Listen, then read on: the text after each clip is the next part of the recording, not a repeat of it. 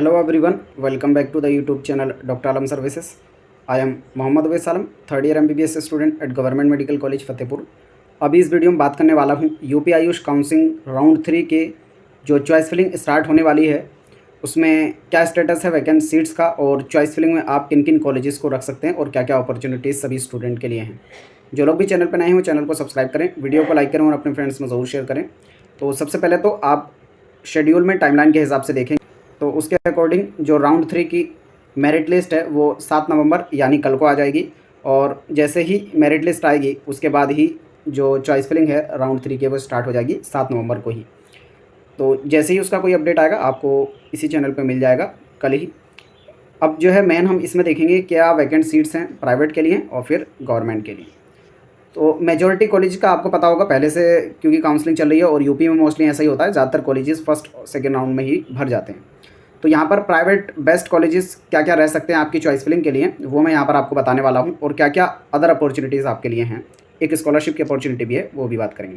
तो जो best college अभी बचे हुए हैं जहाँ पर सीट बची हैं और जो टॉप के कॉलेजेस भी हैं उसमें पहला नाम आता है महाराणा प्रताप। अब इसके 2 सेंटर्स हैं, एक है मंधना और दूसरा है बिठूर। तो दोनों में आप जिसको भी चाहते हैं उसको ऊपर रख सकते हैं। इनकी फ़ीस डिटेल और अदर इन्फॉर्मेशन अगर आपको चाहिए तो जो हेल्पलाइन नंबर मैंने आपको प्रोवाइड किया है यहाँ पर आप जो है टीम से ले सकते हैं। जो भी कॉलेज के रिलेटेड कोई भी क्वेरी हो आप यहाँ पर पूछ सकते हैं, क्या फ़ीस है और क्या स्ट्रक्चर है। उसके साथ ही महाराणा प्रताप के अंदर ही आपको जो है स्कॉलरशिप की अपॉर्चुनिटी दी गई है, मैं उसके बारे में थोड़ा सा बता देता हूँ। अगर आपके अच्छे मार्क्स हैं तो डेफिनेटली आपको वहाँ पर स्कॉलरशिप मिल जाएगी।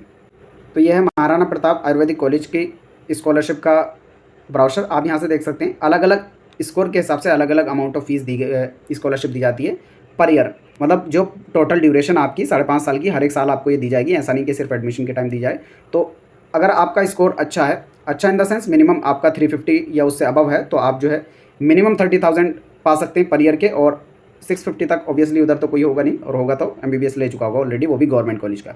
तो यहाँ पर रेंज पूरी रखी गई है, कितना स्कोर आपका है, कितनी स्कॉलरशिप पर ईयर आपकी मिल सकती है। एलिजिबिलिटी क्राइटेरिया क्या है, आपके नीट के मार्क्स फर्स्ट ईयर के लिए, उसके आगे आने वाले साल में हर एक साल आपकी जो है अटेंडेंस देखी जाएगी, और आप जो है रेगुलर पास होने चाहिए 80% के साथ। ये क्राइटेरिया नॉर्मल है इनकी स्कॉलरशिप का। बाकी और डिटेल अगर आपको जाननी है तो उस नंबर पर आप कॉन्टैक्ट कर सकते हैं।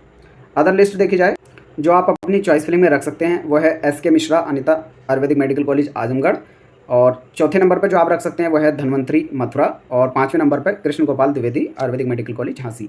अब ये ऐसे कॉलेजेस हैं कि इनमें से अगर आप कॉलेज सेलेक्ट करते हैं तो डेफिनेटली आपको मिल जाएगा, क्योंकि मेजॉरिटी जगहों पर जो सीट्स हैं वो भर गई हैं। कुछ कुछ जो और अच्छे कॉलेजेस हैं वहाँ पर कहीं पर 1 सीट है, कहीं पर 2 सीट, तो आप ऐसा कर सकते हैं कि उनको ऊपर डाल दें अगर आपका प्रेफरेंस उनको ज़्यादा है, लेकिन आपको डेफिनेटली सीट्स चाहिए तो आप इन कॉलेजेस को रख सकते हैं। बाकी कुछ नए कॉलेजेस भी ऐड हुए हैं राउंड 3 के अंदर।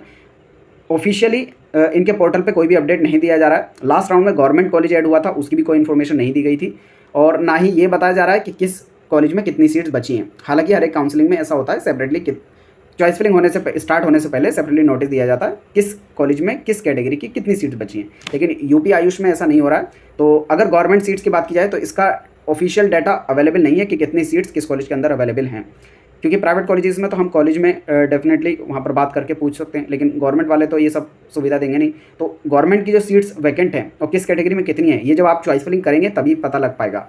चॉइस फिलिंग जैसे ही कल से स्टार्ट होगी, तो जब आप चॉइस फिलिंग करेंगे तो हर एक कॉलेज के सामने लिखा होता है seat against cancellation, vacant seat इस टाइप से, और किस कैटेगरी में कितनी सीट्स हैं ये आपको उसी टाइम पे पता लग पाएगा। अभी कहना मुश्किल है। बाकी जो गवर्नमेंट की अलग अलग कैटेगरी वाइज सीट्स थी उनका भी कन्वर्जन इसी राउंड में होना है।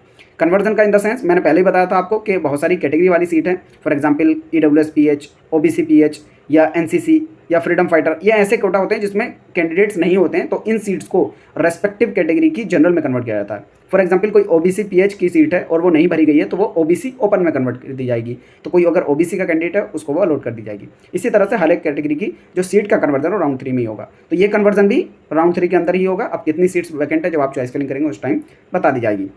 बाकी जैसे ही इसकी मेरिट लिस्ट आएगी कल को, आपको जो इसी चैनल पर अपडेट मिल जाएगा। कोई भी क्वेरी हो, कोई डाउट हो, आप जो है नीचे कमेंट बॉक्स में पूछ सकते हैं, या नीचे पेड काउंसलिंग का ग्रुप का लिंक दिया है हमारे, आप वहाँ से जाकर अपनी पर्सनल क्वेरी भी डाल सकते हैं। किसी और कॉलेज में एडमिशन लेना चाह रहे हैं, गवर्नमेंट में, प्राइवेट में, आप जो हमारे साथ जुड़ सकते हैं।